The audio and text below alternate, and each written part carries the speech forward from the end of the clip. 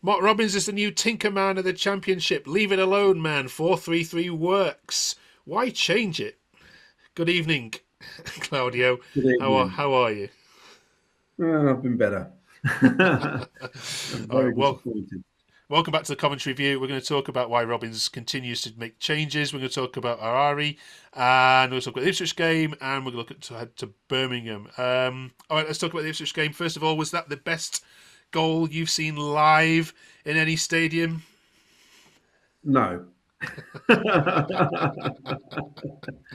I mean, he took it well, but the whole build-up, there was no pressing whatsoever. I don't know what we were doing.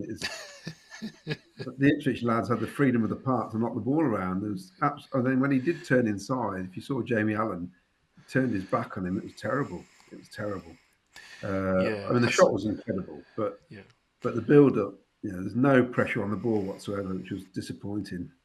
Yeah, the only fans that can't enjoy a good goal, the same as happened at Goodison with the overhead kick for this last week, was the fans Yeah, at the opposite end of the stand going, "Oh crikey, how have they let that in?" But yeah, yeah, yeah. one you want to watch back. But okay, I mean, first half he got it wrong. Is that fair to say? And then made some changes at half time. Three changes, wasn't it? I think, and then Sakamoto comes on, and actually you look a decent outfit.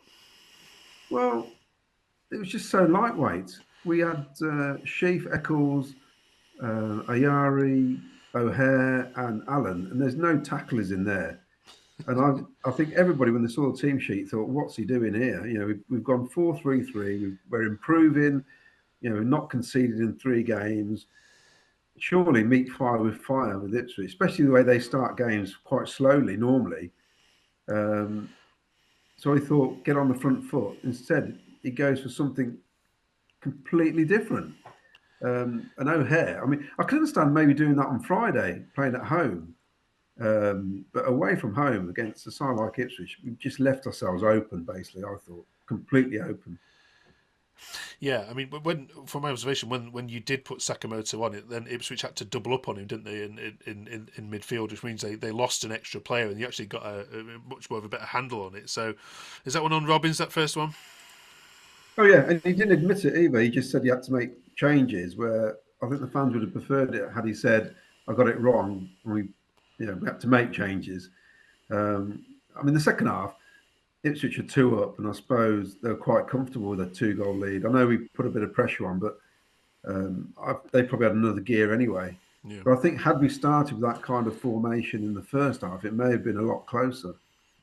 Um, I think we just gave them the edge completely, and they don't need much encouragement, do they, at the minute? Absolutely not. They are some outfit, aren't they? Okay, just a word on Harari. Are you going to send him back to Brighton in January? Oh, send him back. Where's he from? Is it Argentina? I'll send him back there. It's, it's just not a right fit for the way we're playing. I don't. The problem was we sold Hamer and we had 2 weeks to get somebody in, and it was a bit of a rush job.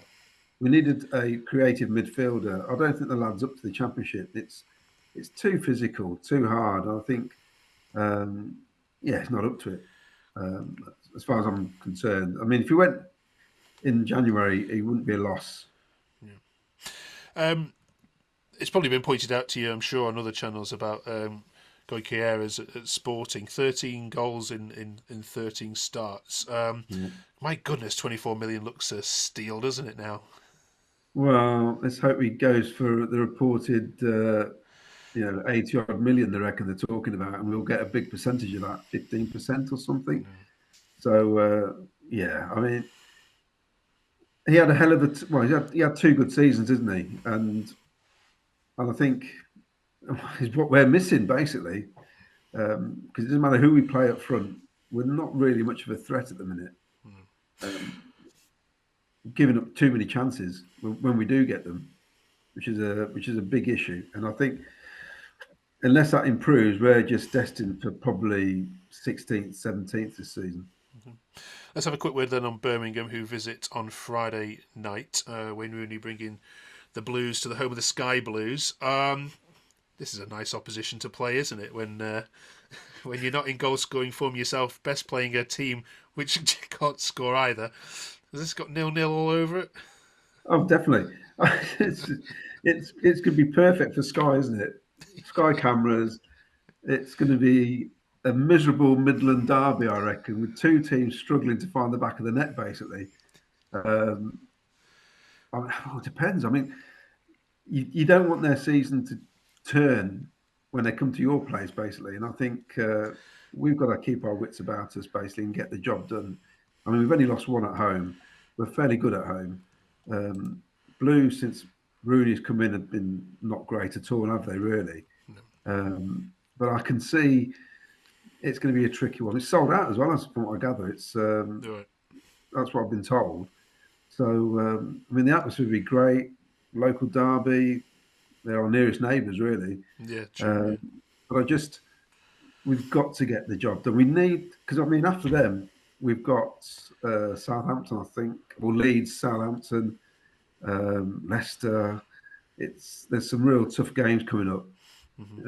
So we're looking at Blues and Sheffield Wednesday as our two home games to get 6 points. And just with the QPR's result and Sheffield Wednesday's result at the weekend, are Blues fans starting to look over their shoulder a little bit, or is that a little bit too early for that? I think ourselves and Birmingham will be fine. I don't. I think we'll both be fine in the end because I still think there's worse squads in our division than us.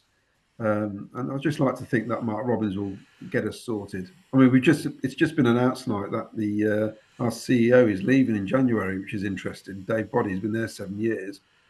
The job was advertised for a number 2 a few months ago, and now he's leaving. So whether or not this is Doug King flexing his muscle now and bringing his own people in, because I mean, he did say 3 of the next 5 years he wants us in the playoffs or thereabouts.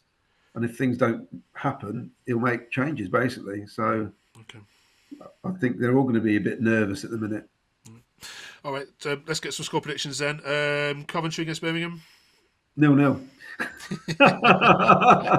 Hey, I can't disagree with you this week. Can't disagree with Just you. tune in; it's going to be great. Just a quick word on the FA Cup draw as well. Well, Were you happy with lower league up as well? Say lower league, Oxford could be a championship fixture next year, couldn't it? oh, put it this way: I'll have a free Saturday when it comes to the 4th round. I cannot see us beating Oxford because I'll tell you what he'll do. He'll pick a weakened team. He'll then moan because we get knocked out because it's lack of games, and this is a chance for some players to have a few matches. But I think Oxford's going to be dangerous. They're playing well this season, Okay. and I mean up until about a month or so ago, they're top, weren't they? They've had a little slump lately, but they're a decent outfit. And I mean we got done over by Wrexham last year, so I'm not expecting us to get through. Right, we will see you then next week. Enjoy the game. We'll see you on TV Friday. Give us a wave. All right, cheers, Claudio. Nice one. Yeah. Thanks so much.